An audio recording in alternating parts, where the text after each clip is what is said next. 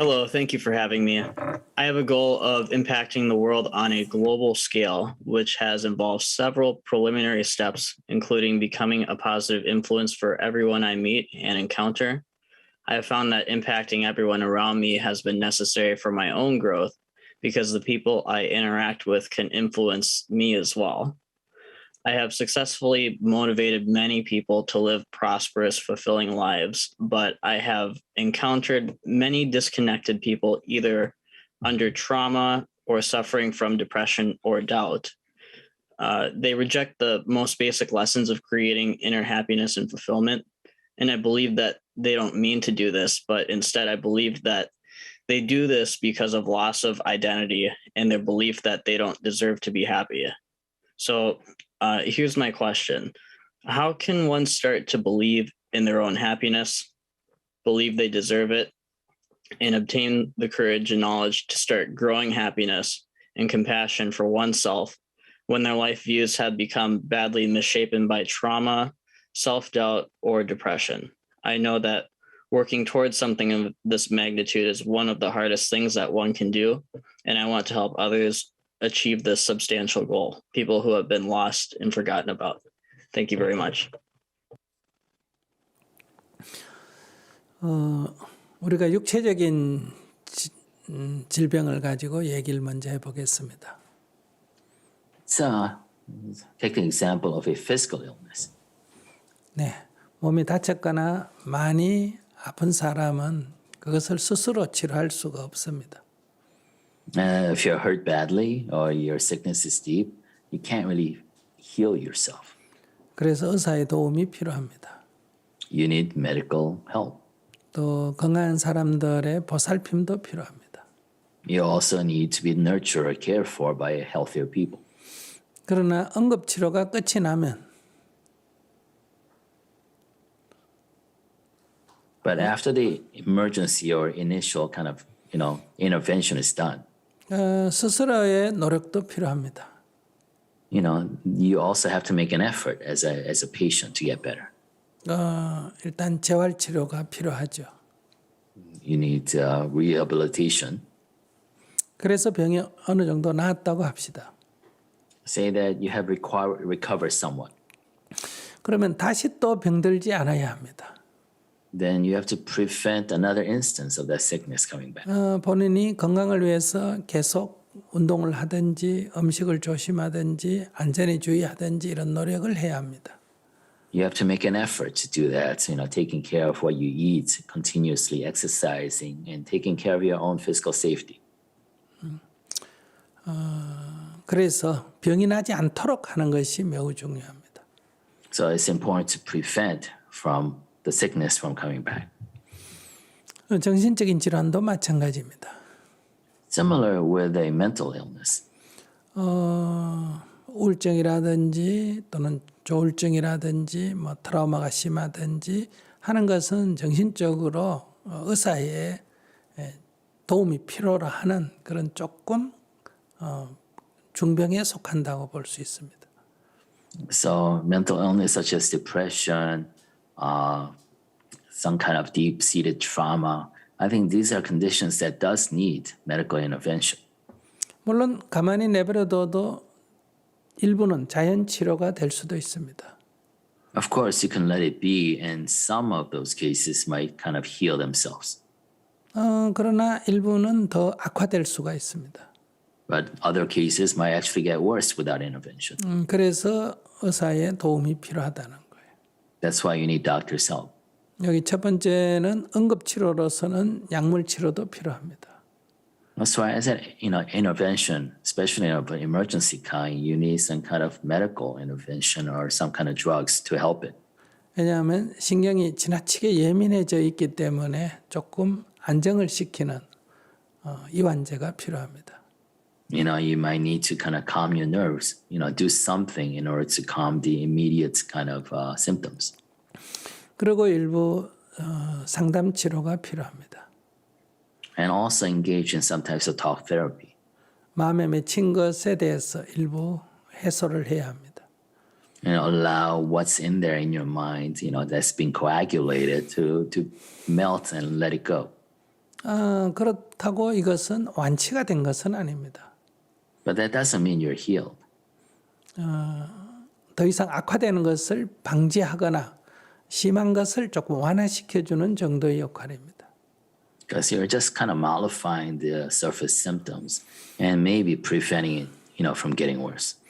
그다음부터는 이제 스스로 이제 이 재활치료처럼 자가치료가 필요합니다. But afterwards, you need to kind of self-heal. You need to make an effort to heal yourself. 여기에 이제 어떤 부처님의 가르침이나 이런 수행 지도가 필요하다고 볼 수 있습니다. And I think this is where, Buddha's teachings or kind of guided practice, in spirituality comes into. 부다의 가르침은 자기가 자기를 치료하는 자가치료에 들어가기 때문에 너무 병이 악화된 사람에게는 이게 효과가 떨어진다고 볼 수 있습니다. So Buddha's teaching really is kind of fits into more of a self-help, right? Self-healing. So it doesn't apply as well to those people who are already deep in their kind of mental illness crisis as a clinical matter. 부다의 가르침은 이런 어떤 정신적인 질환의 환자를 치료하는 게 아니고 정신은 건강한데 이게 무지로 인해서 이렇게 괴로움이 약이 되는 이것을 치료하는 법입니다. So Buddha's teaching is not, suited properly to those who are actually mentally ill from a medical sense. But to those who are not mentally ill, but however, they're suffering as a result of their ignorance, that's when Buddha's teaching really comes in. 또 이렇게 병이 재발되지 않도록 항상 정신적으로 건강을 유지하도록 하는 방법이라고 볼 수 있습니다. Or as a way of a preventative practice in order to kind of keep yourself always mentally healthy and bright. 그렇기 때문에 너무 트라우마가 심하거나 우울증이 심한 사람에게는 이것이 효과가 많이 떨어집니다. Therefore, Buddha's teaching is not as effective to those people who are deep in their trauma or in depression, who are actually mentally ill. 그러니까 응급치료 수준은 병원의 도움을 좀 얻어야 됩니다. That's right. If you're in that state, people need to get medical help. 그러니까 자기가 지금 사람들을 이렇게 육상이라든지 농구라든지 배구라든지 어떤 사람을 자기가 지금 훈련시키고 싶은데 이 사람이 다친 상태라면 일단은 보호가 중요하지 현재 훈련이 중요한 게 아니라는 거예요. For example, what I'm trying to get at it, if you're a coach, right, and you want to train a runner in track or a basketball player, to do better. However, if that player has a broken leg, is sick, then that player needs nurturing, care, and healing, not more training. 그러니까 그런 환자에게 보살펴야 될 환자에게 어떤 방법을 가르치는 것은 좋은 결과가 나오지 않습니다. So you can't teach patient, somebody who actually has a physical disablement or a broken leg to shoot basketball better. That person needs care at this point. 그것은 받아들일 수 있는 지금 조건이 안 돼 있기 때문에 그렇습니다. That's because that person is not a state to actually be coached. 그리고 이 아무리 좋은 일이라도 내가 남에게 영향을 끼쳐야 되겠다라고 생각을 하면 그것은 욕심에 해당이 됩니다. And also another point is that no matter how good it is that you are doing, the deed, if underlying motivation is that you want to exert an influence, whether even though it's positive to others, that actually falls into the realm of desire and greed. 우리가 그런 노력을 해도 그것이 효과가 있을 수도 있고 효과가 없을 수도 있다는 거예요. What I'm saying is that you can do your best, but the end result could be that you exert good influence or not. 내가 많은 노력을 했는데 영향력이 내가 원하는 만큼 끼쳐지지 않으면 내가 실망을 하게 됩니다. That's because you tend to get disappointed if the amount of impact you see is not commensurate with the amount of effort that you think you put it in.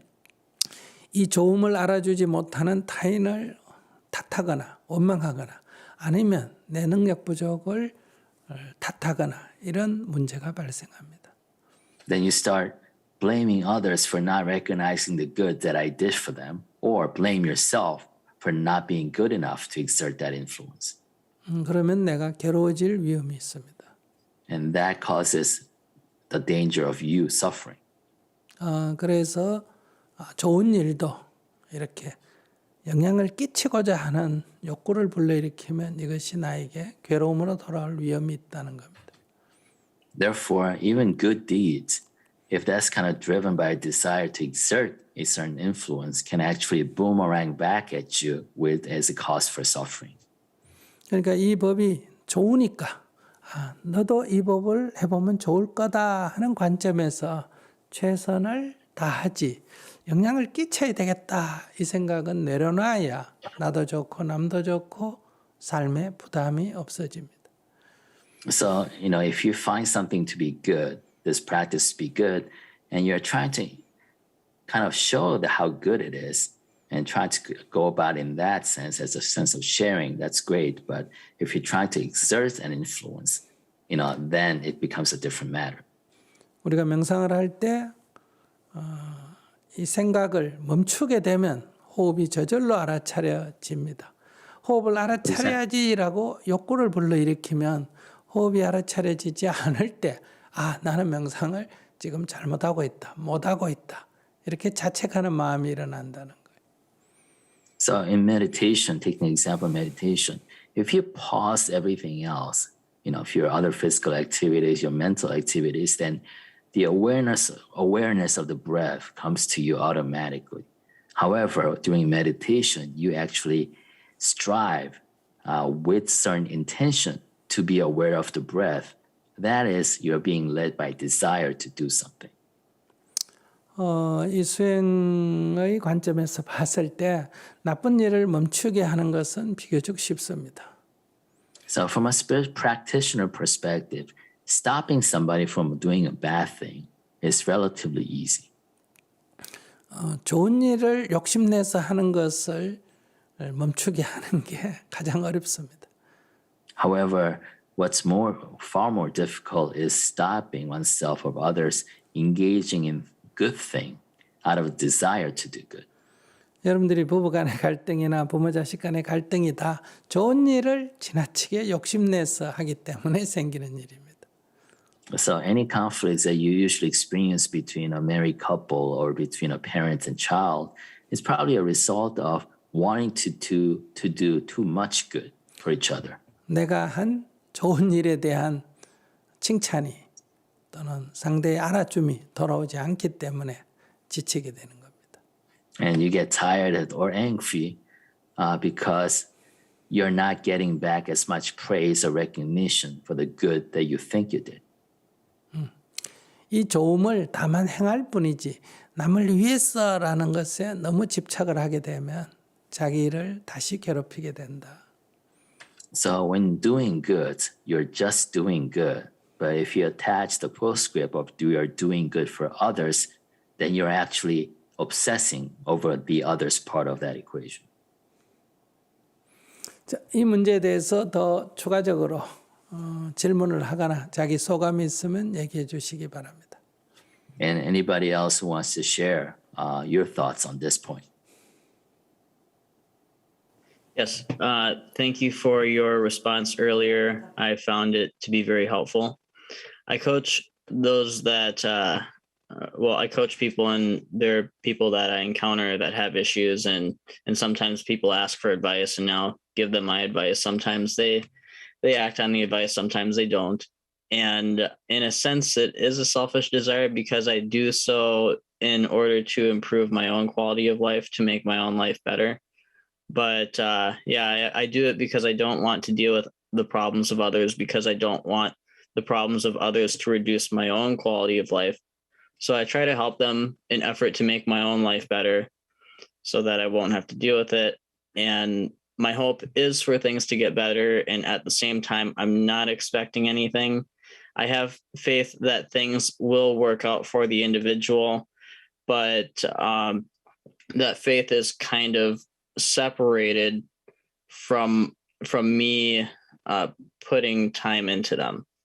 I know what would make more sense for me is to let it go, which is also difficult to do. But as all things that are bad come into one's life, there is just kind of embracing it and letting it pass. It's just for some people, I have the experience of seeing the suffering of some people. It just never ends. And a lot of that time in my experience has been spent ignoring the bad words and habits of others. And it's from my experience, something that you just have to get good at doing. 네, 우선 좋은 생각과 좋은 마음씨를 갖고 있어서 저도 듣기에 좋습니다. It's really a pleasure to hear from you because you hold good thoughts. You have good minds. 다만 남을 돕는다는 것도 너무 내 중심적이 될 위험이 있다는 겁니다. All I'm trying to say is that your desire to help others, there's a danger that it becomes a self-centric desire. 그래서 가능하면 도움을 요청할 때 도와주는 것이 가장 좋습니다. So the best strategy to tackle this is only give help when others ask. 또 내가 보기 어렵겠다 싶을 때는 이런 도움을 주고 싶은데 어떠냐 하고 상대의 의사를 물어보고 돕는 것이 좋습니다. And also, if you see somebody struggling, ask them before help, or ask them whether they like to accept help. 사랑하는 사람이나 부모 자식 간에는 대부분 그냥 자기가 그냥 막 해주잖아요. 상대 의사도 안 물어보고. But especially between families or between loved ones, you don't ask whether you can give help or not. You just do it. 그것이 갈등의 원인이 됩니다. And that becomes a source of conflict. 한국의 할머니들은 손자들에게 막 계속 먹어라 더 먹어라 이렇게 해서 할머니하고 손자하고 갈등이 아주 심한 경우가 많아요. So there are a lot of cases in Korea in which the elderly Korean grandmas just keep feeding their grandsons or granddaughters, and that creates a lot of conflict. 그리고 애들이 살이 쪄서 통통하면 아주 좋아하고요. And they like to see their grandkids, a little plump. 오히려 홀쭉하면 걱정을 하고. And they become really worried if they're skinny. 이게 다 자기 보기에 그렇다는 거죠. But this is all their self-centric perspective. 우리가 다른 문화나 다른 사람을 볼 때 이렇게 자기 주관으로 불쌍하게 여기는 것은 조심해야 된다는 거예요. So we always have to kind of watch out from regarding others as needy based on our projection of our needs.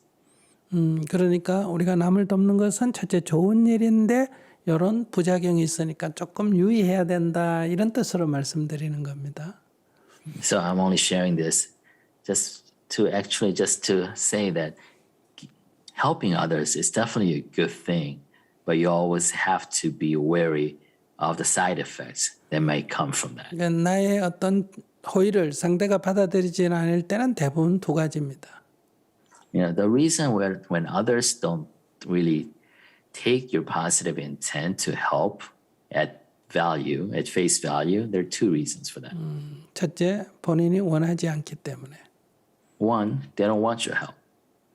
두 번째는 어떤 그런 상처라든지 어떤 상태로 아직 이게 받아들일 이게 지금 상태가 아니기 때문입니다.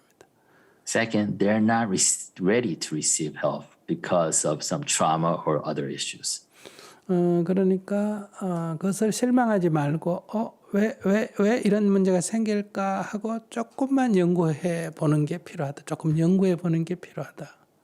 So in those cases, instead of being disappointed, it's important to kind of investigate that with curiosity. 네, 그러면 아마 좋은 영향력을 끼치는 또 영향력이 넓어지는 그런 사람이 될 것 같아요. And that will lead you to become that person that exerts really good influence throughout. 또 그 일을 하는 내가 항상 기뻐야 합니다. And you always have to also be happy engaged in such work. 내가 기쁜 것이 다른 사람에게 가장 영향력을 끼칠 수 있는 기초입니다. because your sense of happiness in yourself is a foundational of kind of drive to make others, to influence others in positive way. 네, 이 일을 기쁜 마음으로 하시기 바랍니다. And I wish you continue engaged in your work with a very pleasing and glad mind.